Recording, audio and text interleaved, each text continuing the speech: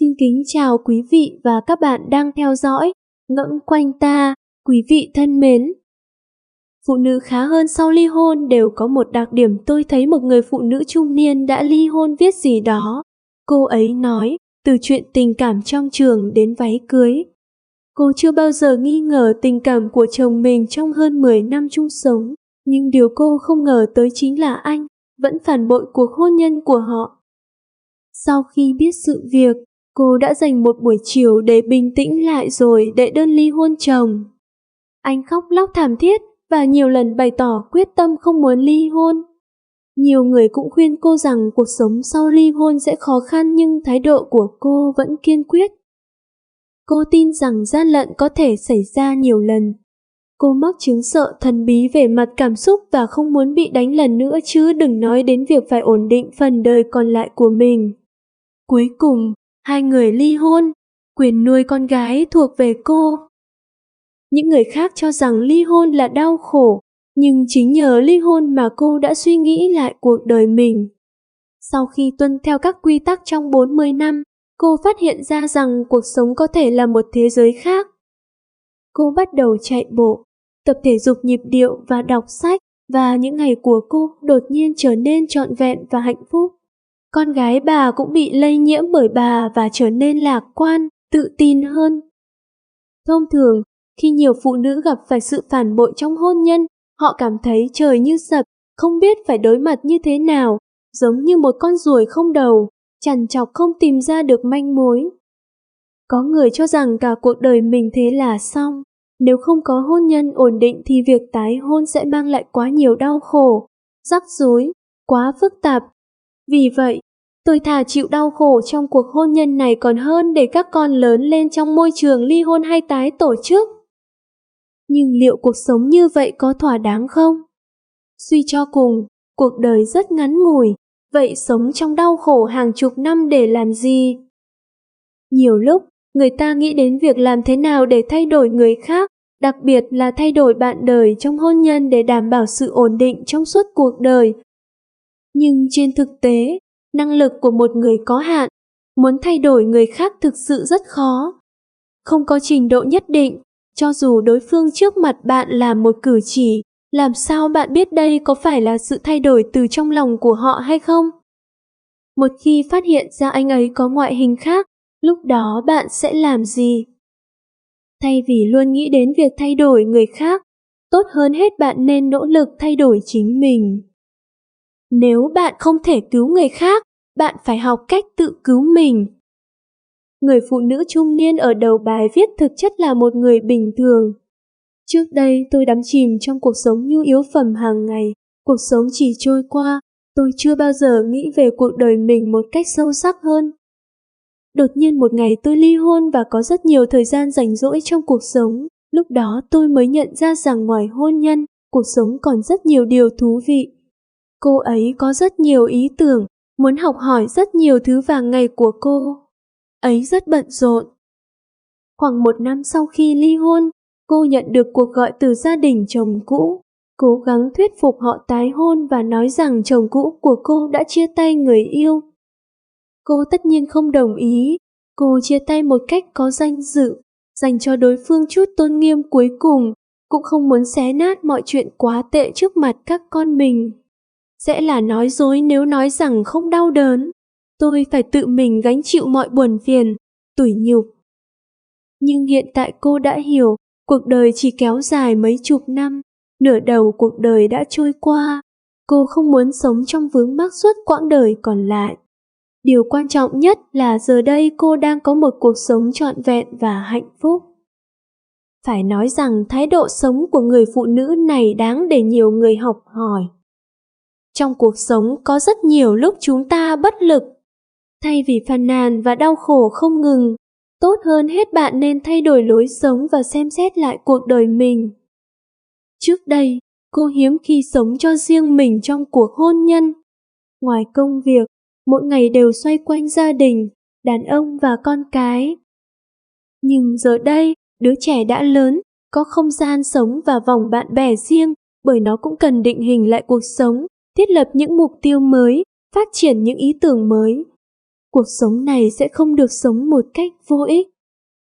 Cách đây vài ngày, tôi thấy trên Internet một bà mẹ đơn thân đến từ Hàng Châu đã khiêu vũ được 4 năm và cô ấy dường như đã trở thành một người hoàn toàn khác. Người mẹ này năm nay 39 tuổi, bắt đầu học múa từ 4 năm trước vì muốn giảm bớt áp lực hôn nhân nhưng cuối cùng lại không cứu vãn được cuộc hôn nhân của mình. Tuy nhiên, tôi đã được nhận vào chứng chỉ giáo viên múa mầm non Not Dance. Sau thời gian khó khăn sau khi ly hôn, để chăm sóc tốt cho con cái, cô xin nghỉ việc ở bệnh viện và làm giáo viên dạy múa cổ điển bán thời gian tại một phòng tập thể dục. Nhờ khiêu vũ, cô không chỉ trở nên nhẹ nhàng hơn về cơ thể mà còn có được cuộc sống mới, trông trẻ hơn trước rất nhiều tuổi, tâm lý tốt hơn và tự tin hơn. Thường có một số phụ nữ coi tình yêu và hôn nhân là mục tiêu và sự nghiệp cả đời. Một khi bước vào hôn nhân, họ rất dễ đánh mất chính mình. Cuối cùng, vì nhiều lý do khác nhau, cuộc hôn nhân không thể cứu vãn. Đồng thời, tôi mất niềm tin vào cuộc sống, không biết mục đích sống là gì. Họ sống trong vũng lầy, đắm mình trong những khó khăn trước mắt, không tìm được lối thoát hay bứt phá. Trước đây, họ tưởng rằng thay đổi bản thân sẽ khiến hôn nhân hạnh phúc nhưng thực tế, sau bao nỗ lực, họ đã thay đổi đến mức không thể nhận ra và đánh mất cuộc hôn nhân. Lúc đó tôi mới nhận ra rằng sống trên đời này rốt cuộc không thể dựa vào người khác được.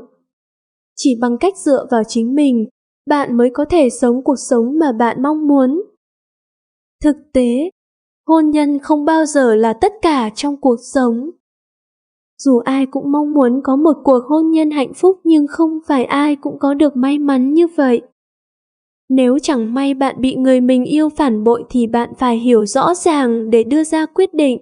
Đồng thời, chúng ta phải bắt đầu cuộc sống mới với thái độ tích cực. Đừng nghĩ rằng thất bại trong hôn nhân đồng nghĩa với thất bại của cả cuộc đời.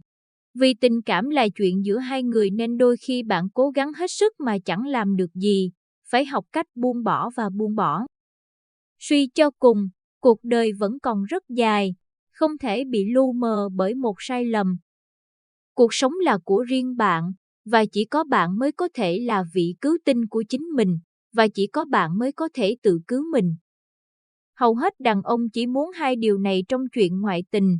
Điều này rất thực tế, hôm nay anh ấy nói yêu bạn, nhưng ngày mai anh ấy lại yêu người khác, chuyện này thật khó nói. Về mặt tình cảm, đàn ông luôn ít cụ thể hơn phụ nữ. Mặc dù điều này được quyết định bởi đặc điểm sinh học của nam giới nhưng vẫn có rất nhiều người đàn ông tốt có thể gánh vác trách nhiệm và nghĩa vụ trong hôn nhân.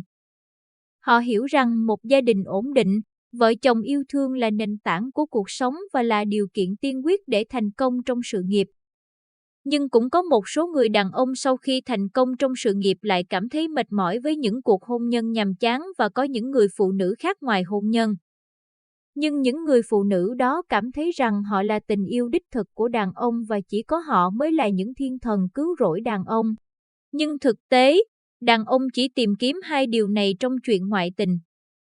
Một khi đã có được nó, họ sẽ không trân trọng nó nữa, thậm chí còn tìm cách bỏ đi.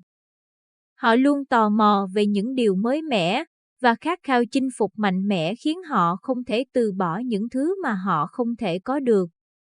Đặc biệt về mặt tình cảm, ai đã từng nói rằng mỗi người đàn ông đều có hai người phụ nữ trong đời, hoa hồng đỏ và hoa hồng trắng. Nếu bạn nhận được một bông hồng đỏ, bông hồng trắng sẽ trở thành ánh trăng trắng vĩnh cửu. Nếu bạn nhận được một bông hồng trắng, bông hồng đỏ sẽ trở thành một nốt chu sa. Người phụ nữ không có được sẽ là mối bận tâm muôn thuở của đàn ông. Và một cuộc hôn nhân lâu dài sớm muộn gì cũng sẽ biến tình yêu mãnh liệt trở nên êm đềm. Dù yêu nhau đến đâu, vợ chồng cũng sẽ thất vọng và phàn nàn về nhau vì những chuyện vặt vãnh thường ngày. Khi một người đàn ông không thể cảm nhận được sự tươi mới trong cuộc hôn nhân của mình, anh ta dễ dàng tìm kiếm những mục tiêu mới ở bên ngoài. Những người phụ nữ ở thế giới phàm trần này luôn trông sống động hơn những người ở bên cạnh anh. Vì vậy, anh muốn tận dụng thời gian thoải mái trong cuộc hôn nhân của mình để đi công tác và đi chơi với phụ nữ bên ngoài một lúc để tận hưởng sự tươi mới và hứng khởi. Không nhất định là anh thực sự yêu cô, Một khi ngoại tình và hôn nhân xảy ra xung đột nghiêm trọng, anh vẫn sẽ lựa chọn hôn nhân. Nhưng anh cũng thèm muốn sự khác biệt giữa chuyện này và hôn nhân để bù đắp cho sự nhàm chán tạm thời trong lòng. Một ngày nọ, hoa hồng đỏ biến thành máu mũi, hoa hồng trắng biến thành que cơm, và chúng không còn hấp dẫn anh nữa. Đàn ông đối xử với tình yêu và hôn nhân rất rõ ràng. Loại phụ nữ nào chỉ dành cho sự lãng mạn, loại phụ nữ nào phù hợp để tiến đến hôn nhân và cùng nhau chung sống cả đời. Họ thường cân nhắc những ưu và nhược điểm. Đàn ông hiếm khi từ bỏ cuộc hôn nhân của mình vì ngoại tình. Ngay cả khi cuộc hôn nhân không tốt đẹp, anh ta cũng sẽ không dễ dàng phá vỡ sự cân bằng hiện tại. Anh ta giao dịch với nhiều phụ nữ khác nhau chỉ vì sự thỏa mãn về thể xác. Có lẽ anh chưa hài lòng với cuộc hôn nhân của mình.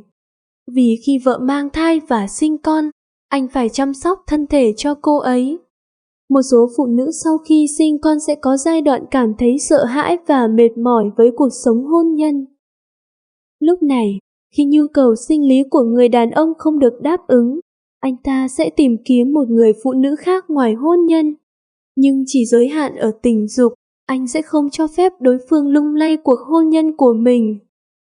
Kể cả khi say đắm, anh cũng hứa anh yêu em và nói lời thề yêu vĩnh cửu. Nhưng nếu người phụ nữ ngoài hôn nhân chỉ nghe theo thì sẽ thua nặng. Trong suy nghĩ của đàn ông, họ phân biệt rõ ràng giữa vợ và người yêu. Người yêu là để được chiều chuộng, còn vợ là để được yêu cả đời. Họ sẽ không tùy tiện bỏ rơi vợ mình và cuốn lấy người tình của mình đến hết cuộc đời.